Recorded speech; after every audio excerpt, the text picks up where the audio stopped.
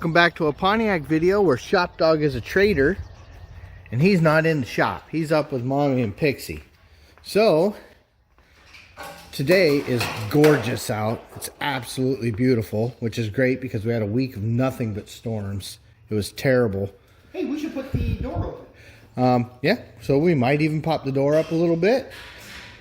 The goal today is something that we hadn't actually thought of. We actually thought we might be working on the motor, but with the air conditioning, we've got to get the condenser in there.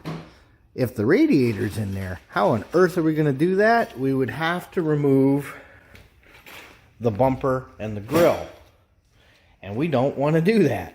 So today's goal is to figure out how we're mounting the condenser, and preferably even get it mounted before the radiator comes back from being re-cored, because we couldn't find anything that we wanted to spend money on, and that one was not worth cleaning. You know what this would be good for? Mock up a radiator. Might be. Okay, ShopDog says, well, maybe we can work. It's so gorgeous out, we even have the door up for a little while. It is an absolutely beautiful day. And here, with the sun on, you can see how nice the back of this car came out with the Indian. So, yeah, looking good. We figured the first thing we should do is pull out everything we've got left over from the AC stuff, get reacquainted with it, and then we can plan out where things go. Because obviously we've got, you know, a suction line and a liquid line, because you figure the smaller line is almost always under higher pressure, so that's going to be your liquid line. The bigger one is under suction, so we've got to figure out where all that has to go. We have a condenser sitting in a box right here, so here's our condenser, and we should have a dryer. Well, I think this is a dryer. I don't think it's an accumulator. I think it's a dryer, but I don't really understand the difference. So we're just kind of going through, getting reacquainted with everything and making sure we remember what's what, because if we can have all that kind of pre-plumbed before everything goes in, that sure would be awful handy. Now we're going to have the line from the condenser to the compressor, and we're going to have the line from the compressor to the cab. Those will obviously be separate, but I think we can get everything else kind of put together and out of our way. So that would be really handy. Okay, we're mapping things out, making sure that we have all the fittings that we want, where things are going to go. We're trying to decide where this dryer is going to go. And one of the questions you asked was, hey, where should we put the charge ports? And I'm like, I think they already decided that for us. So the larger one, of course, is lower pressure, so that goes that way. The number 8 is our liquid side, but not cooled yet. So you can see that's going to go forward. So that forward is, you know, roughly here-ish. Going to kind of come around and come through here in a grommet and go right there on the condenser. And then the number 10 line, of course, is this one here, and that just kind of will route up here. So hopefully we can get a nice port there, spot there. Yeah, let me see. Yeah, the only thing we have for number 10s are straights and curves. So when we mock that one out, once the engine's in, we may wind up ordering another 45. We may not. We may have enough room to actually get away with the straight on that one. I do plan to use a 45 on the liquid line to just bring it around. And then that goes to the dryer, to the output side of the dryer here, so right here. And that's part of what I'm trying to work out, is exactly where we have that and make sure we have all the ends we want to make this as tidy as possible without any extra connections. Okay, so here, let me turn you guys around. These 4 holes here, so 2 on this side, 2 on that side, those are our reference points. And then we can build up some standoffs in here, long bolt kind of thing. And then what we're thinking is, so this is from inside the engine. We're the engine right now. It is drivers, that's passengers, that's up. This is the bottom of the condenser, and it comes up to here, and it's got all those screw holes. So all we got to do is kind of make a Little piece here, little piece here, little piece here. We're going to start digging around and see what we got for material to do that with. Obviously not going to use 20 gauge or anything like that. So we need something that's actually going to hold it because of the weight of the hoses on this side. And the reason we've got it biased off to one side, because this is where those 4 holes are, is to give us room to kind of move the hoses if we have to without putting any stress on those connections. So that's where we're at. But at the same token, with the door up, I'm sure you can hear some scratch it. Nope, that's not for shop dogs. Shop dogs don't eat chocolate.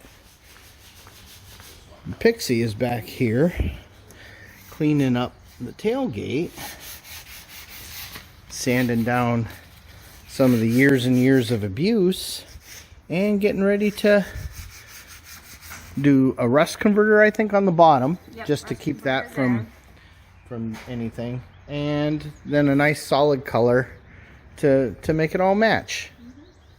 So yeah, so side project on such a gorgeous day. We don't get many of these.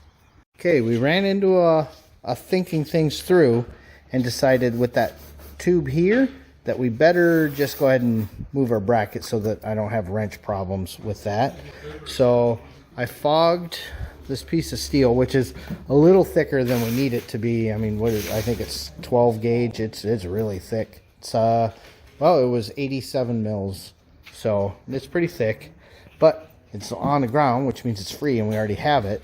So we fogged it. I kind of scratched everything in, and I'm trying to decide if we're going to use the death wheel or the plasma, or maybe actually a combination. I think I'll use the death wheel for the these edges here to cut those, and then I think we'll plasma the natural arc here and then use the death wheel to kind of do the cleanup down here, and then we can, you know, use a combination there to clean up from the plasma slag. But we'll see what cuts. Things are a little rough, but it's time to clean it all up. Okay, here we go. So this is our rough cut. They're not going to be perfectly pretty, but I think these are going to hold up. So a little more grinding to do. I'm pausing the music for a second. Now I realize they're not as pretty as on car shows on TV where somebody spends 100 hours on this. I've spent an hour on this because we need to kind of now place it in there, see what we think, see where these holes are going to be, how big the spacers are going to be, and what we want to do about that. And yeah, I overcut. So I may put a tack weld there, I may not. You know, these are not something anyone's going to see, and they are going to be more than strong enough to hold this. ShopDog says, all right, we're now mocked up, and I think this is going to work. So that's, and we've got it over there to give us more room for the hoses. I think I mentioned that earlier. So you can see, here's how we're going to do that. We've got a spacer down there, and a shorter one up here. Same over here, and that I think you can see it easier. And then of course we put nutserts in here. Now you say to yourself, well, that moves a little bit. And then once these hoses are on here and going through the firewall, or this little core wall here, in fact, that's part of why we're here. This top one is the big hose. That's going to go where this is, but as close in as we can get it. And the bottom one's going to kind of come up and go here as close as we can. And that's why I wanted this all built, was to make sure the hose would actually fit there, and it will. So once this comes back out, we can clean up those braces, get them painted while I'm drilling those out and getting the grommets in. Those are drying. Look how nice this is coming out. So it's got some nice primer on there. Looking good. Bit of a wet sand before I go forward. Yeah, but that's looking great. Okay, so there, we're getting this all routed and figured out. It seems quiet enough. So we've got the first line run, and we had a scramble trying to find the O-rings. We couldn't find them, so this is the one that's going to come around and go to the compressor right here. So that end we've got taped off. I've already cleaned out the line, and you can see it's under no stress. When we get this one, that's going to come up, go through there, and come here. Can you see my finger? Yes. So through that hole from here to there. And then the other side just goes over there. We only ruined one fitting, realizing that the reason we couldn't snug that is because the other end inside the block was moving, which is a thing we had mentioned when we put it together, that someone would have to be in there when we tightened it. But we destroyed a fitting trying to find out. So now we have down in here for our liquid line. See how it looks like it's moving? It's really not. It's just trying to unthread it there. So that was what was getting us. So we have our suction line, which is number 10. That goes to the compressor. So we've got it taped off and cleaned out. We have our liquid line, which goes all the way back from the dryer.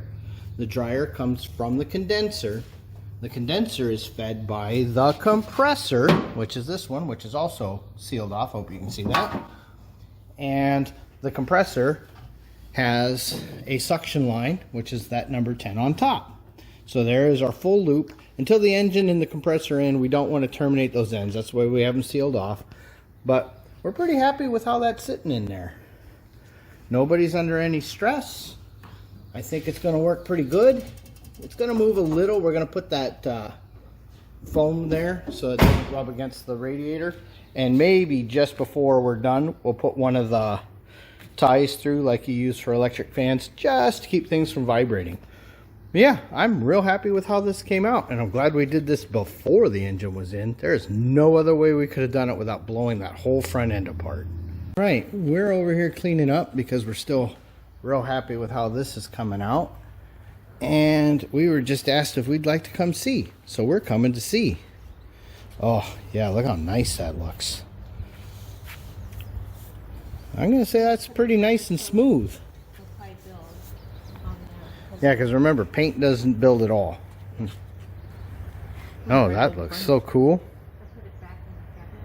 Oh, look at this happiest of shop dogs. It is just gorgeous today. Absolutely gorgeous. Okay, we almost forgot to do a closeout. I wouldn't lean too heavy on that. That's not the most balanced. So, that is all in, like I showed you before, and we are super happy with how that came out. That would have been absolutely just a nightmare with the radiator and the motor in, because this, unlike a lot of GM vehicles, doesn't separate. This is all welded in. In fact, you can see the spot weld, so the whole core support would have had to come out, or this whole very complicated grill that doesn't come out with the bumper on, and the bumper oh boy, we were worried about rust and fighting things and broken bolts and all of that. Pixie has been working on this, and it's really coming out nice, you know, because unfortunately tailgates take a lot of beating. So it was worse than we had realized, and I think they're going to be a lot happier cleaning it up.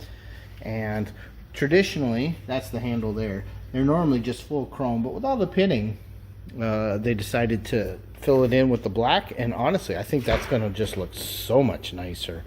That's really going to give it a nice personal touch. So yeah, dog sled's coming along. Shop Dog says, yeah, it's gorgeous out. Let's go play and chase some bunnies. So at this point, what do we say? Thanks for watching.